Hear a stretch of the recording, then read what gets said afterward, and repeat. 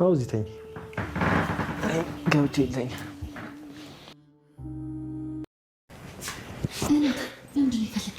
በጣም አሪፍ። በቃ ይኸውልሽ ዳጥ፣ አሁን እነማየ ቤት ስላሉ ሳይመጡ ቀስ ብለሽ ትሂጂ። በቃ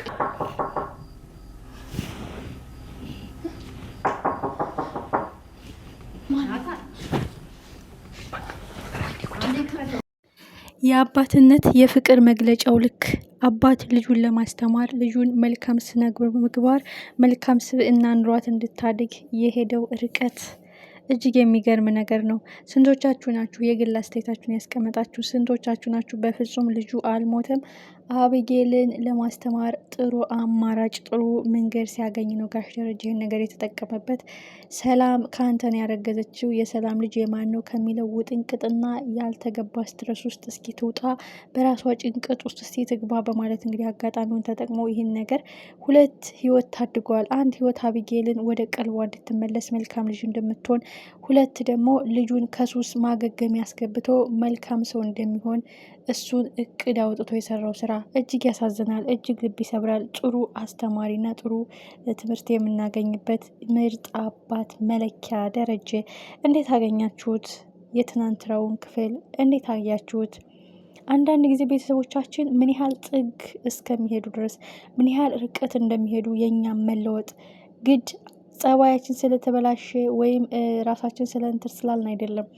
ስንታመም እኛን ለማዳን የሆነ ነገር ስንሆን እኛ ጤነኛ እንድንሆን የሆነ ነገር ስንሆን እኛ ተምረን የተሻለ ደረጃ እንድንደርስ የሚያደርጉትን ርቀት ያክል መጥፎ ጸባይ ሲኖረን ምን ያህል ርቀት እንደሚሄዱልን ምን ያህል እንደሚጓዙልን ማሳያ ነው። አቢጌል አባቴ አይወደኝም፣ ለዳጣ ነው የሚያዳለው፣ ሁል ጊዜ እኔን ይቆጣኛል፣ እኔን አይሰማኝም እያለች ብዙ ጊዜ የምታማረረው አቢጌል ዛሬ ግን በይፋ አረጋገጠች። ወለደኝ ምን አረኩለት? እሱ ወለደኝ፣ አሳደገኝ፣ ለትምህርት አድርሶ ለቁም ነገር አበቃኝ። እኔ ግን ጥሩ ስነ ምግባር ሳይኖረኝ መጥፎ ልጅ ሁኜ አደግኩኝ። አባዬ ግን ውለታው በምንድን ነው የምከፍለው? ትላለች።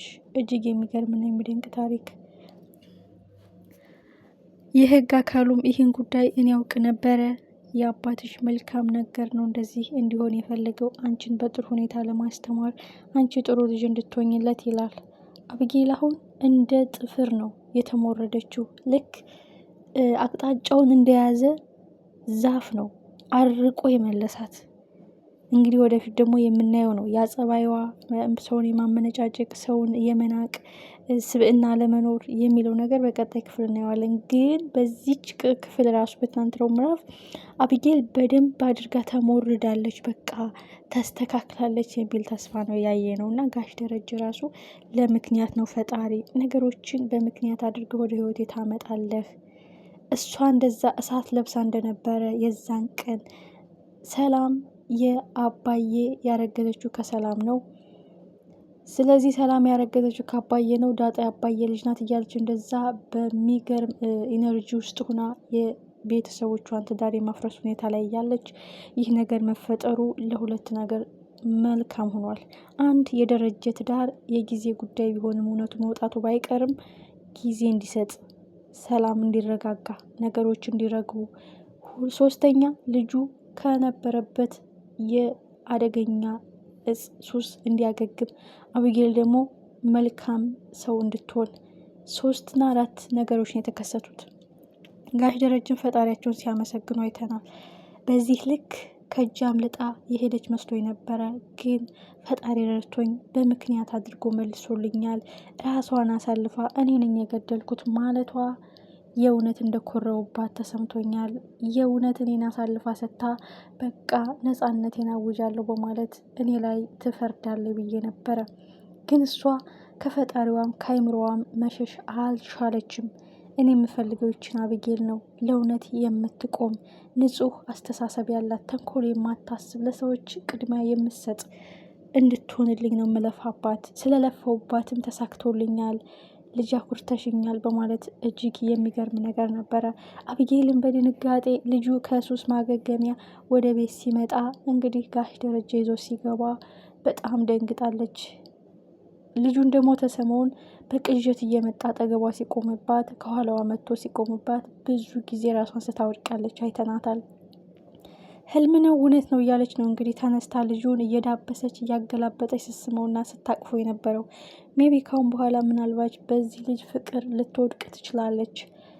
ካሁን በኋላ ባርዱንና በዚህ ጓደኛው የሚደረግ ጦርነት ሊሆን ይችላል። በመሀል ጓደኝነታቸው እንዳለ ሆኖ አቢጌል ይሄን ልጅ ልታፈቅረው ትችላለች። እውነት እኔ ነኝ እንደውም የዛን ቀን እንኳን መታሽኝ ባትመችኝ ወጋሽ ነበረ። እኔ በሱስ በጣም አብጄ ነበረ። ራሴን ስቼ ነበረ። ራሴን አላውቅም። እንዳነቅኩሽ ከኋላ የሆነ ሰው መጥቶ ባይመታኝ ትንሽ ቆይቼ ኦልሬዲ እወጋሽ ነበረ። እኔ ሳልሆን አንቺ ነበርሽ የምትጎጂው። ግን ደግሞ ልንገርሽ እኔ የዛን ቀን ሙቼ ቢሆን አንቺ ሳትሆኝ እኔ ነኝ ኃጢአተኛው። ፈጣሪ አንቺን አይቀጣሽም። እኔ ነኝ የመጣሁብሽ። እኔ ነኝ ልበድልሽ ልጎዳሽ የመጣሁት። ስለዚህ ግን አልሞትኩም። አለመሞቴ የዛን ቀን በዱላ መምታትሽ ራሴን መሳቴ ለአንቺ ሳይሆን ለእኔ ነው የጠቀመኝ። አንቺን ትምህርት እንዳገኘሽበት እኔን ደግሞ ህይወቴን ለውጦኛል። የሚገርም አባት አለሽ። ሰጥቶ የማያልቅበት መክሮ የማያልቅበት እውቀት ሙሉ የሆነ አባት፣ እጅግ መልካም አባት አለሽ። ለአንቺ ህይወት የሰራው ድራማ የኔን ህይወት ቀይሮታል። እኔን ራሴን ፈልጌ እንዳገኝ አርዶኛል። ስለዚህ አባትሽን አመስግኝ ሲል እኔው ራሴ ነኝ አልሞትኩም፣ ከቅዠትሽ ንቂ፣ ህልም አይደለም እውነታ ነው ሲል አረጋግጦላታል። በጣም ደስ የሚለው ነገር አብጌል እንግዲህ በየግቢው እየዞረች እስከ ጥበቃውን ሁሉ እያቀፈች ነበረ። በዚህ በኩል ደግሞ እንግዲህ የቤታቸው አጋዥ እንዴት በቅናት ጭርጭር ስትል አይተናታል። ለዛ የእውነት መስሏት ነው። የእውነት አብጌል ዘበኛውን ያፈቀረችው መስሏት እና ከባድ ነው። ኤኒዌይ እንግዲህ ናታንና ዳጣ ደግሞ ምን አስበው እንደሆነ አላውቅም። እንዴት አብረው ያድራሉ? በእርግጥ አብረው ማደር ነው። በቃ አንድ ክፍል ከተገኙ ድረስ አብጌል ምን ትላለች? ጋሽ ደረጀስ አይደለም አንድ ክፍል አብረው አንድ አልጋ ላይ ሊተኙ አንድ ክፍል እንኳን ባገኛቸው በፍጹም አላገኛቸውም። ከእህትና ከወንድም ያለፈ ግንኙነት የላቸውም ብለው ቢያስቡ እንኳን በጭንቀት መሀል ሆነው ነው በእርግጥ አብረው ያደሩት። ኖርማል በቃ እንቅልፋቸውን ነው የተኙት። ግን ሌላ ጦርነት መነሳቱ አይቀርም። ምን አስባችሁ ነው?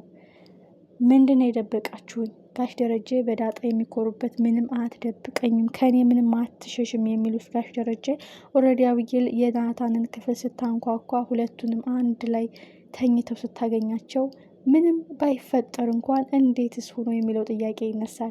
አብጌልስ እዚህ ጋር ነው ጸባይዋ ተቀይሮ አልተቀየረም ብሎ የሚያረጋግጠው። ያየችውን አይታ እንዳላየች ማለፍ ወይስ አንቺ ብላ ያው የለመደችው ምላሷን መዘርጋት? ምን የሚፈጠር ይመስላችኋል? አባዬ ጨዋ ልጅ ያልካት ናይ ብላ ታጋልጣቸዋለች ወይስ? ቀጣይ ክፍል በጉጉ